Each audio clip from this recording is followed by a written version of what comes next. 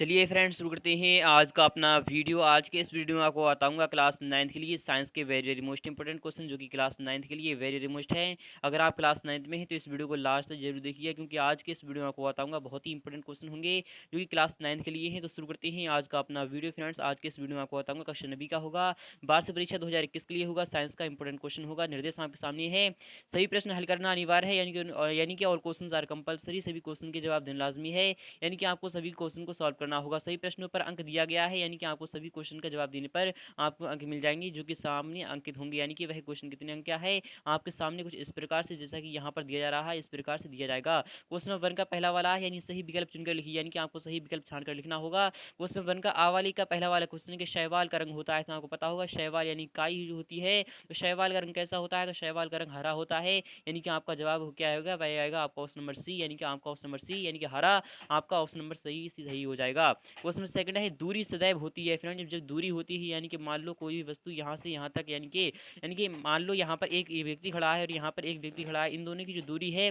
वह सदैव ही क्या होती है, क्या धनात्मक होती है, फिर ऋणात्मक होती है, फिर शून्य होती है, फिर कोई नहीं होती है। तो आपको पता होगा दूरी सदैव धनात्मक होती है, यानी कि आपका विकल्प पहला वाला यहाँ पर सही हो जाएगा। क्वेश्चन नंबर थर्ड है कि एड्स किसके द्वारा फैलता है फ्रेंड। जो एड्स होता है यानी कि एड्स यानी कि एक्यूरेट इम्यूनो डिफिशियंसी सिंड्रोम जो कि होता है वह किसके द्वारा फैलता है, तो आपको पता होगा वह वायरस यानी कि विषाणु द्वारा फैलता है। इसलिए आपका विकल्प पहला वाला यहाँ पर सही हो जाएगा, ना कि जीवाणु द्वारा, ना ही कवक द्वारा, ना ही यानी कृमि के द्वारा।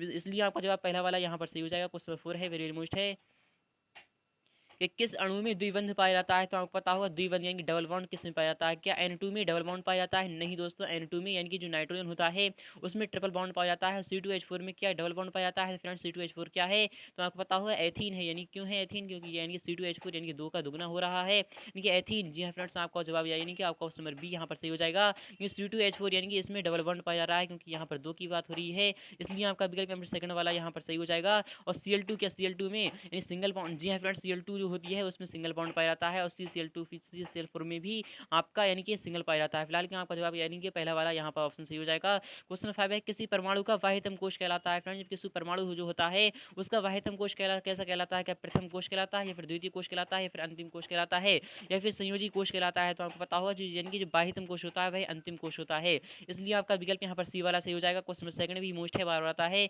लगभग हर साल आ रहा है, इस बार भी आ सकता है। क्वेश्चन सेकंड क्या कह रहा है, रिक्त स्थानों की पूर्ति कीजिए, यानी कि आपको फिल इन द ब्लैंक्स, आपको खाली स्थान भरना होगा। यह क्वेश्चन भी आपका क्या होगा, तो यह क्वेश्चन भी आपका मोस्ट है। तो कार यानी कार्य है वह कैसी राशि है फ्रेंड, जो कार होता है वह कैसी राशि है, तो आपको पता होगा कार यानी सदिश है या फिर अदिश है, तो पता होगा आपको कार एक सदिश राशि है, सदिश भी हो सकती है अदिश भी हो सकती है, इसलिए आप कुछ भी लिख सकती हैं। क्वेश्चन सेकंड है, 2H2O गिवन देता है, 2H2 प्लस O2 क्रिया का उदाहरण है, किसकी क्रिया का उदाहरण है।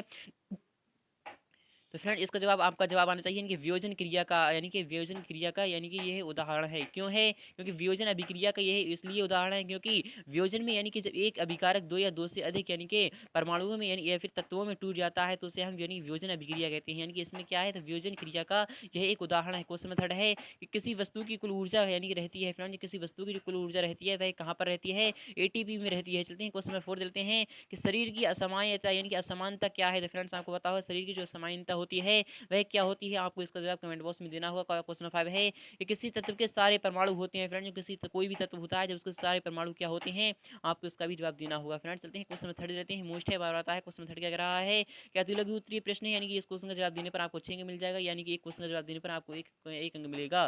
कोशिका से आप क्या समझते हैं, यानी कोशिका क्या होती है, तो कोशिका यानी सेल क्या होती है, तो यानी कि सेल किस तरीके से बनती है, आप इस तरीके से लिख सकते हैं। क्वेश्चन 5 सेकंड है, युगात्मक अभिक्रिया क्या है, यानी कि संयोजन अभिक्रिया क्या है, तो दो या दो से अधिक तत्व मिलकर एक या एक से यानी कि एक उत्पाद का निर्माण करते हैं तो उसे हम योगात्मक यानी कि संयोजन अभिक्रिया कहते हैं। जैसा कि मैंने अभी भी आपको बताया था कि H2 प्लस O2 यानी कि दो तत्व मिलकर एक यानी कि किसका करते हैं, एक उत्पाद का यानी कि किसका, एक यौगिक का निर्माण करते हैं, यानी कि जल का निर्माण करते हैं, तो यह एक योगात्मक अभिक्रिया का उदाहरण है। क्वेश्चन मेथड है कि रोग होने के प्रमुख कारक कौन कौन से हैं फ्रेंड, जब रोग होता है वह क्या कौन कौन से यानी कारक हैं, आप विस्तार के साथ लिख सकते हैं। क्वेश्चन 4 है कि अमोनिया अणु में बंधों की संख्या होती है फ्रेंड, अमोनिया अणु होता है उसमें बंधों की संख्या यानी सिंगल बंध यानी सिंगल बंध है। क्वेश्चन नंबर 5 है कि तत्व को परिभाषित कीजिए यानी तत्व क्या होता है उसको आपको परिभाषित देना है। क्वेश्चन नंबर 6 है मनुष्य का वैज्ञानिक नाम क्या है, तो मनुष्य का यानी कि वैज्ञानिक नाम क्या है, आपको ये इसका जवाब देना होगा। क्वेश्चन नंबर 4 है मोस्ट है, बार बार आता है। क्वेश्चन नंबर 4 क्या कह रहा है, लघु उत्तरीय प्रश्न है, क्वेश्चन आपका 10 अंक का होगा यानी कि क्वेश्चन जवाब देने पर आपको 1 अंक मिल जाएगा यानी 2 अंक मिल जाएगा।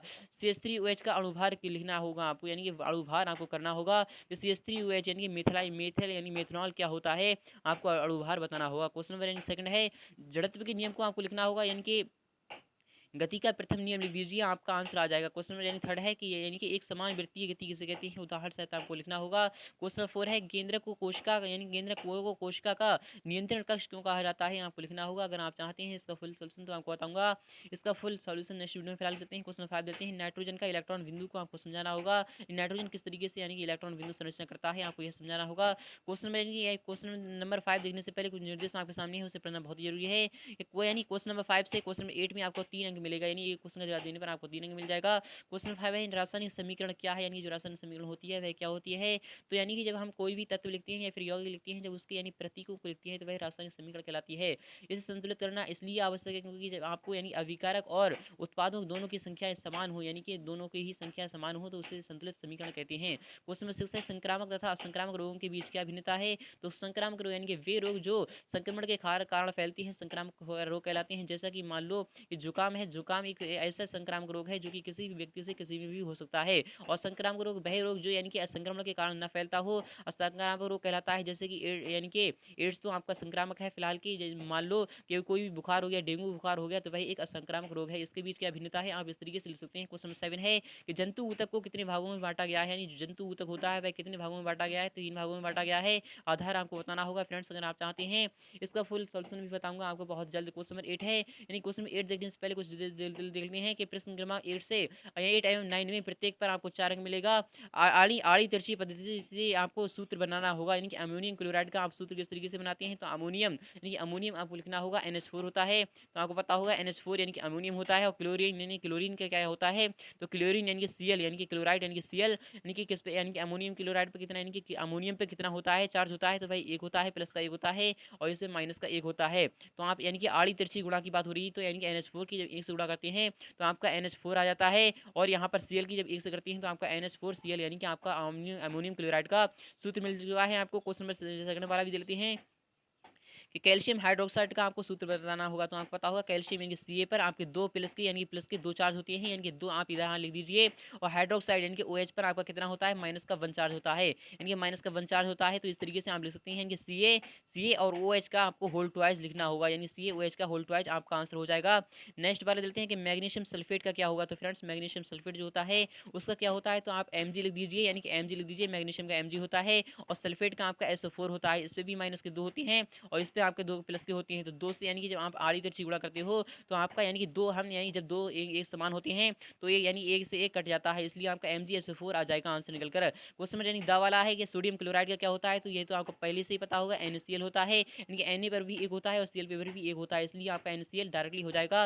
अथवा वाले भी क्वेश्चन लेते हैं यानी कि रासायनिक अभिक्रिया के प्रकारों को उदाहरण सहित आपको समझाना होगा। तो फ्रेंड जो रासायनिक अभिक्रिया होती है वह 5 प्रकार की होती हैं। तो सबसे पहला है संयोजन अभिक्रिया, फिर उसके बाद है वियोजन अभिक्रिया, तो वियोजन अभिक्रिया भी आपके 3 प्रकार की होती है। तो 3 प्रकार कौन कौन सी होती है, यानी ऊष्मीय वियोजन, वैद्युत वियोजन और आपकी यानी प्रकाशीय वियोजन, तो यह 3 प्रकार की होती है। और फिर होती है आपकी आती है विस्थापन या फिर प्रतिस्थापन अभिक्रिया।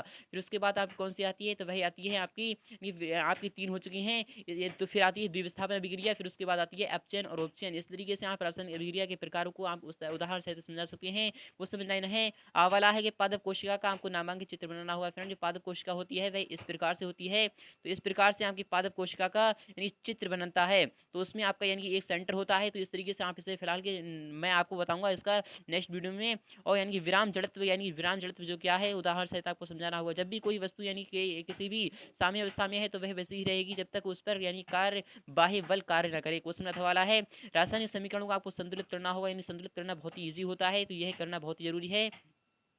NaOH प्लस H2SO4 यानी कि जो एक क्षार है और यह अम्ल से अभिक्रिया कर रहा है, तो यानी कि Na2SO4 बना रहा है। तो Na2 की बात हो रही है, Na2SO4 यहाँ पर, यानी कि Na2 कितनी है तो 2Na यहाँ पर आ जाएगा, यानी 2NaSO4 यानी कि SO4 H2O यहाँ पर है, यानी कि H2SO4 फिलहाल कि आपका H2 यानी कि H2 मिल चुका है, आपको SO4 भी मिल चुका है। तो आपका क्या आएगा आंसर निकल कर, तो मैं आपको बता रहा हूँ यहाँ पर आपके दो से गुणा हो जाएगी, तो आपका यह सॉल्यूशन हो चुका है। क्वेश्चन में सेकंड लेते हैं कि यानी KBr प्लस BA यानी कि BaL2 यानी BaL2, इस तरीके से आप इसे भी सॉल्व कर सकते हैं। फिलहाल चलते हैं नेक्स्ट वाला भी क्वेश्चन लेते हैं। नेक्स्ट क्वेश्चन क्या कह रहा है, क्वेश्चन में 10 यानी कि 11 में आपको 5 अंक मिलेगा, यानी ये क्वेश्चन का जवाब देने पर आपको 5 अंक मिल जाएगा। क्वेश्चन में 10 है गतिज ऊर्जा से आप क्या समझते हैं, यानी गतिज ऊर्जा जब भी कोई वस्तु यानी कि चल रही है, यानी कि वह बहुत गति कर रही है, तो उसमें गतिज ऊर्जा होती है। किसी गतिमान वस्तु के लिए गतिज ऊर्जा का सूत्र क्या होगा, तो आपको बताना होगा। क्वेश्चन में वाला है ये पादप कोशिका और जंतु कोशिका में आपको अंतर बताना होगा। क्वेश्चन 11 का हवाला है रदरफोर्ड के अल्फा यानी अल्फा कण त्रिकोणन को आपको सचित्र वर्णन करना होगा। यह क्वेश्चन भी आपका 3 अंक का है। अथवा क्वेश्चन देते हैं कि 250 ग्राम कपड़े धोने के सोडे को 1 किलोग्राम जल में घोलकर यानी विलेन बनाया गया, विलेन की सांद्रता प्रतिशत मात्रा आपको ज्ञात करना होगा। यह क्वेश्चन भी आपका 2 अंक का होगा। अथवा क्वेश्चन है यानी आवाला है कि द्विनाम पद्धति यानी द्विनामकरण पद्धति से आप क्या समझते हैं, उसके अंतर्गत आपको जीवों के नाम लिखना होगा, कैसे लिखती है समझाना होगा। क्वेश्चन में वह एक पिंड पर 8 न्यूटन का बल आरोपित करके वह बल की दिशा में 4 मीटर प्रति विस्थापित हो जाता है। इसी क्रिया को आपको किए गए कार्य की गणना करना होगा। क्वेश्चन 12 है मोस्ट है कि संतुलित रासायनिक समीकरण आपको लिखना होगा, यानी मैग्नीशियम प्लस आयोडीन। तो आप यानी मैग्नीशियम यानी कि मैग्नीशियम की बात हो रही है, तो आपका Mg आ जाएगा, Mg आ जाएगा।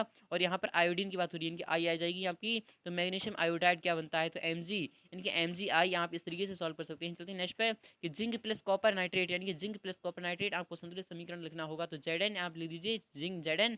इस तरीके से आप सॉल्व कर सकते हैं। फ्रेंड्स उम्मीद करूंगा आपको वीडियो बहुत ही अच्छी लगी होगी। अगर वीडियो अच्छी लगी है तो वीडियो को लाइक करना, शेयर करना बिल्कुल भी ना भूलें। मिलते हैं नेक्स्ट पार्ट में फुल सॉल्यूशन साथ।